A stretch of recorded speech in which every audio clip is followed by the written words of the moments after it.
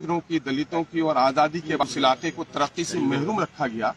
वहां की एक लड़ाई जो बैरिस्टर असदुद्दीन अवैसी साहब ने शुरू किया, उस लड़ाई को इन लोगों ने कमजोर किया है और धोखा दिया है। इन लोगों ने धोखा किया है, बल्कि सीमांचल की वो गरीब और महरूम जनता जो इंसाफ की तलब के लिए एमआईएम का झंडा उठाया था, इनको वोट देकर जिताया था, उस जनता को धोखा दिया है। वो कौन है? वो गरीब हैं, किसान हैं, मजदूर हैं, परदेसी मजदूर हैं, सैलाब से परेशान हाल लोग हैं, अनपढ़ लोग हैं, दवा से महरूम लोग हैं, बेरोजगार लोग हैं, उनको धोखा दिया है। मैं समझता हूँ मीर जाफरों के साथ ही मैं समझता हूँ कि राजद जैसी पार्टी जो कभी माई समीकरण की बात करती थी, अकलियतों की, विशेषकर मुसलमानों की बड़ी बात करती थी, और आज अकलियतों के दरमियान में पार्टी उठकर आई है, अकलियतों की आबादी से उठकर आई है, अल्पसंख्यक लोग जीत कर आए, अल्पसंख्यक के लोगों ने उस इलाके में अपने समस्याओं के समाधान के लिए उनको वोट दिया है, इनको तोड़ने का काम किया है, तो मैं समझता हूं कि आने वाले दिनों में इसकी बड़ी कीमत चुकानी पड़ेगी। कभी माई कहते थे, आज वो A to Z कहते हैं। मैं समझता हूं कि इस वक्त पूरे बिहार में माइनॉरिटी के लोगों की जितनी आस्था जुड़ी है एमआईएम से, उस आस्था को खत्म नहीं कर सकते थे। बल्कि मैं दावे के साथ कहता हूं, मैं एक टूटा था तो 5 लेकर आया था, आज 4 टूटे हैं तो 24 लेकर एमआईएम आएगी और ऐसे लोगों को भी धूल चटाने का काम करेगी। इससे हमारी पार्टी में कोई घबराहट नहीं है। जाने वाले चले गए, ले जाने वाले लेके चले गए। मीर जाफर का किरदार जिसने अदा किया, और जिन लोगों ने अकलियतों में गुजरात में गर्दनें काटी हैं, जिन लोगों ने बाबरी मस्जिद तोड़ी है, अकलियत के लोगों ने ऐसे लोगों को माफ नहीं किया है। मैं समझता हूं कि अकलियत के लोग, अकलियत की उठती हुई ताकत को जिन लोगों ने तोड़ा है, उसको भी माफ नहीं करेंगे।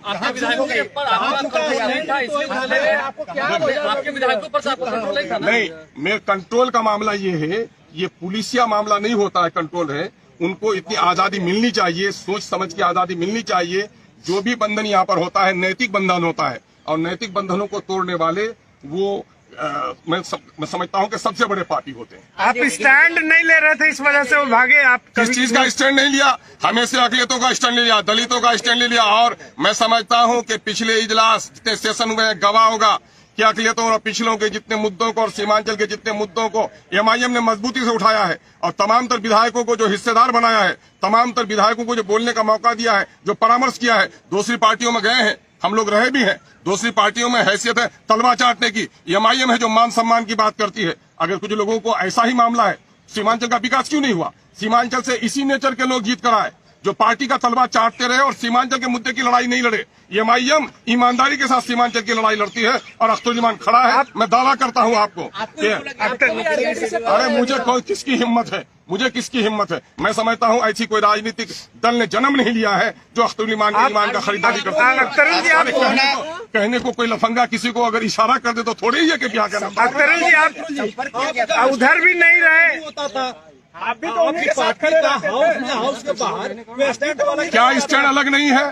सवाल ये पैदा होता है, आप महागठबंधन के साथ भी नहीं रहते थे, बिहार के पिछड़ों के लिए जो बात हमने की है, सीमांचल के हक और इंसाफ की हमने बात की है। सीमांचल में वो तमाम तर विधायक जिनकी बस्तियां कट रही हैं, जहाँ सैलाब का कहर है, जहाँ पुल नहीं बना, सड़क नहीं बना, स्कूल नहीं बना, हॉस्पिटल नहीं बना, रोजगार का मौका नहीं आया, वो स्टैंड कोई साथ दिया क्या? उस स्टैंड में एमआईएम सब लोग साथ थे क्या? दूसरी पार्टियां थी क्या? हाँ, जो कॉमन मामला था, अभी मामला आया अग्निपथ का मामला कॉमन इशू है, कॉमन इशू में हमने भी पार्टी का साथ दिया। लेकिन जहां तक सीमांचल के मुद्दे रहे, सीमांचल के मुद्दे में पार्टी कभी पीछे नहीं रही है। और मैं समझता हूं किसी पार्टी ने सीमांचल की इतनी वकालत नहीं की है जितना अल्प अवधि में एमआईएम ने की। अंदेशा नहीं था, बड़ी पार्टी बन गई। आपको क्या लगता है बिहार में कुछ होने वाला है? अब भाई, ये मुंगेरी लाल के सपने हैं। मैं समझता हूं कि विचारों की लड़ाई लड़ने वाले अवसरवाद की राजनीति नहीं लड़नी चाहिए। अब ये उम्मीद पालते हैं, उनसे पूछिए। लेकिन मैं जनता की लड़ाई लड़ता हूं, सड़क से सदन तक। सड़क में हमारी लड़ाई और मजबूत होगी। सदन में भले ही हमारी संख्या घटी है, हम सदन की संख्या घटने से नहीं घबरा रहे हैं। मैं समझता हूं कि बिहार की जनता इस हादसे से और रिएक्शन के साथ। आपको महागठबंधन के फोल्डर में रहना चाहिए था, ये महसूस हो रहा जी? महागठबंधन के फोल्डर। मुझे किसी के फोल्डर की जरूरत नहीं है। मैं मंत्रालय का ख्वाब भी नहीं देखता, और मैं कोई अपनी जाति फायदे के लिए राजनीति भी नहीं करता। मैं तो सीमांचल की लड़ाई लड़ने आया हूं। बिहार के दबे कुचले अकलियतों की, पिछड़ों की, शोषितों की, वंचितों की आवाज बनकर आया हूं।